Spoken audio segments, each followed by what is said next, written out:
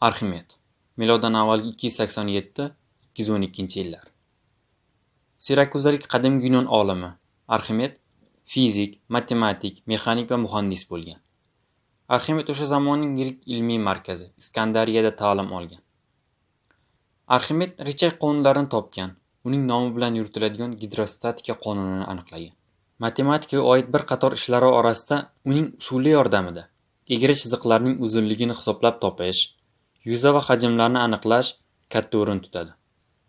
Arximed ekin maydonlarini sug'orish mashinalari, yuklarni ko'tarish uchun mo'ljallangan richak, blok tizimlari, harbiy irg'itish mashinalari, qotishmalarning tarkibini suyuqlikda aniqlash kabi ko'plab boshqa kashfiyotlarning muallifidir.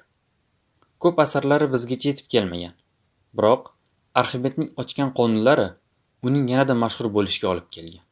Ko'pchilikka ma'lum bo'lgan Arximed kuchi yoki Arximed qonuni deb nomlangan qonun fizika fanida alohida o'rin egallaydi.